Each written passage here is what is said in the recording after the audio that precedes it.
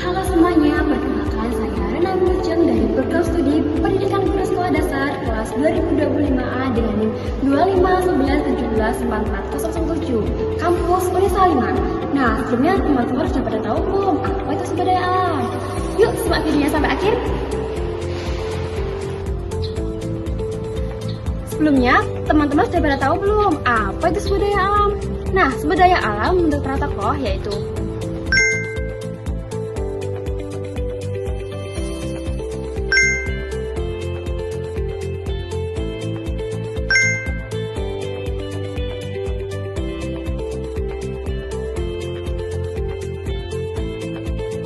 itu tadi menurut para ketiga tokoh. Selanjutnya sumber daya alam secara umum yaitu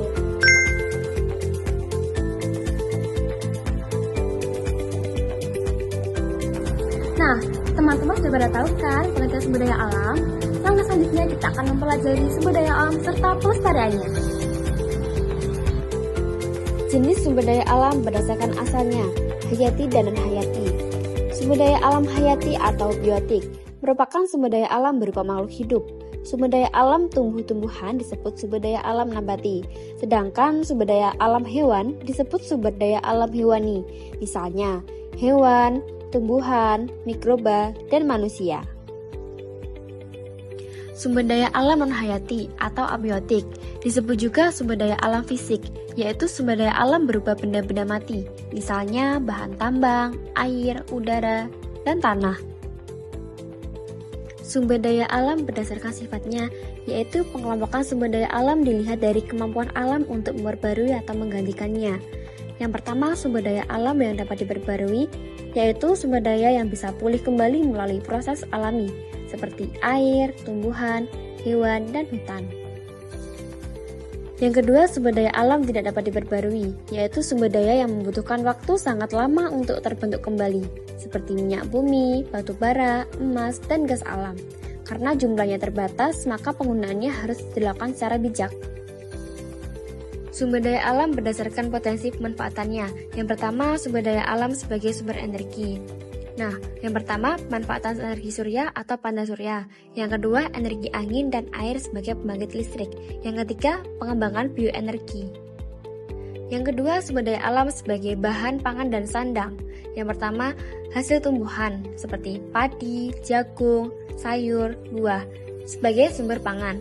Yang kedua, hasil hewan seperti daging, telur, ikan, susu, yaitu sebagai sumber protein. Yang ketiga, serat alami seperti kapas, wol, dan sutra sebagai bahan pakaian. Yang ketiga, sumber daya alam sebagai penunjang keseimbangan ekosistem. Yang pertama, hutan sebagai penghasil oksigen dan penyerap karbon. Yang kedua, air sebagai sumber kehidupan makhluk hidup. Yang ketiga, tanah sebagai media tumbuh tanaman. Yang keempat, keanekaragaman hayati untuk menjaga rantai. Yang terakhir yaitu sumber daya alam sebagai bahan baku industri. Yang pertama, kayu untuk industri mebel dan kertas. Yang kedua, minyak bumi dan gas alam untuk bahan bakar dan plastik. Yang ketiga, logam seperti besi, aluminium, tembaga untuk alat transportasi dan bangunan. Yang keempat yaitu karet dan kelapa sawit untuk berbagai produk industri. Berdasarkan lokasinya, sumber daya alam dibedakan menjadi sumber daya alam darat, laut, dan udara. Yang pertama, sumber daya alam di darat meliputi hasil hutan, pertanian, perkebunan, pertambangan, dan peternakan. Yang kedua, sumber daya alam di laut contohnya ikan, rumput laut, garam, serta minyak lepas pantai. Sedangkan sumber daya alam di udara meliputi oksigen, angin, dan sinar matahari yang sangat penting bagi kehidupan manusia. Sumber daya alam berdasarkan nilai ekonomi. Yang pertama, barang ekonomis. Barang yang jumlahnya terbatas dan untuk memperolehnya memerlukan pengorbanan uang atau usaha. Barang ini memiliki nilai tukar di pasar. Yang kedua, barang bebas. Barang yang tersedia melimpah di alam dan tidak memerlukan pengorbanan untuk mendapatkannya, sehingga tidak memiliki nilai tukar. Yang ketiga, barang konsumsi. Barang yang digunakan langsung untuk memenuhi kebutuhan manusia dan tidak untuk diproduksi kembali. Yang keempat, barang produksi, yaitu barang yang digunakan untuk menghasilkan barang lain. Nah, selanjutnya contoh sumber daya alam dalam kehidupan sehari-hari. Yang pertama, air. Air digunakan setiap hari untuk minum, memasak, mandi, mencuci, dan menyiram tanaman. Air merupakan sumber daya alam yang sangat penting bagi kehidupan manusia, hewan, dan tumbuhan. Air termasuk sumber daya alam yang dapat diperbarui karena mengalami siklus air di alam. Yang kedua, tanah. Tanah dimanfaatkan untuk bercocok tanam, membangun rumah, dan membuat berbagai bahan seperti batu bata atau genteng.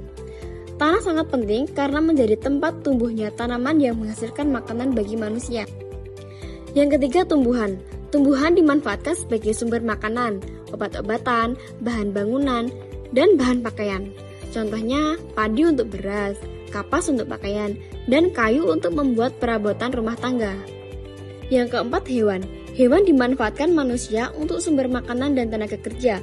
Contohnya, sapi menghasilkan susu dan daging, ayam menghasilkan telur, serta kerbau digunakan untuk membantu membajak sawah. Yang terakhir yaitu matahari. Matahari dimanfaatkan sebagai sumber cahaya dan energi. Contohnya untuk menjemur pakaian, membantu proses fotosintesis pada tumbuhan, serta sebagai sumber energi listrik melalui panel surya. Manfaat sumber daya alam. Manfaat sumber daya alam sangat besar bagi kehidupan manusia. Sumber daya alam berfungsi sebagai sumber energi, bahan pangan dan sandang, bahan baku industri, serta penunjang keseimbangan ekosistem. Tanpa adanya sumber daya alam, kehidupan manusia akan mengalami banyak kesulitan. Permasalahan sumber daya alam. Namun, pemanfaatan sumber daya alam yang berlebihan dapat menimbulkan berbagai masalah. Contohnya, eksploitasi berlebihan, kerusakan hutan atau deforestasi, pencemaran lingkungan, dan kelangkaan sumber daya tertentu. Jika masalah ini terus terjadi, maka keseimbangan lingkungan dan kehidupan manusia akan terganggu. Upaya pelestarian sumber daya alam dapat dilakukan dengan menjaga hutan, menggunakan teknologi ramah lingkungan, menerapkan prinsip 3R, serta adanya kerjasama antara masyarakat dan pemerintah agar lingkungan tetap lestari. Peran sumber daya alam dalam kehidupan manusia. Sumber daya alam memiliki peran penting dalam kehidupan manusia. Sumber daya alam membantu memenuhi kebutuhan dasar manusia, menjadi modal pembangunan ekonomi, sumber energi dan bahan baku, menjaga keseimbangan ekosistem, serta menjadi tempat manusia beraktivitas. Nah, di sini dijelaskan mengapa pelestarian sumber daya alam harus segera dilakukan. Karena jumlah penduduk yang terus meningkat dapat menyebabkan kebutuhan manusia terhadap makanan, air, energi, dan tempat tinggal semakin besar. Selain itu, bumi memiliki batas kemampuan untuk memulihkan diri. Jika eksploitasi terus dilakukan secara berlebihan, maka akan muncul dampak seperti perubahan iklim, krisis air, gagal panen, dan kepunahan makhluk hidup. Jadi, dapat disimpulkan bahwa sumber daya alam merupakan segala kekayaan alam yang tersedia di bumi dan dapat dimanfaatkan untuk memenuhi kebutuhan hidup manusia. Nah, sumber daya alam memiliki peran yang sangat penting, seperti sebagai sumber energi, bahan pangan, bahan baku industri, serta penunjang keseimbangan ekosistem. Namun, pemanfaatan sumber daya alam yang berlebihan tanpa pengelolaan yang baik dapat menimbulkan berbagai permasalahan seperti kerusakan hutan, pencemaran lingkungan, dan kelangkaan sumber daya tertentu. Oleh karena itu, pengelolaan dan pelestarian sumber daya alam perlu dilakukan secara bijak melalui berbagai upaya seperti konservasi, reboisasi, penggunaan teknologi ramah lingkungan, serta penerapan prinsip 3R, reduce, reuse, resiko. Dengan menjaga dan melestarikan sumber daya alam, kita dapat memastikan keberlanjutan kehidupan manusia dan makhluk hidup lainnya di masa sekarang maupun di masa depan. Terima kasih sudah menonton dan menyimak video saya. Jangan lupa like, comment, share, dan subscribe. Sampai jumpa!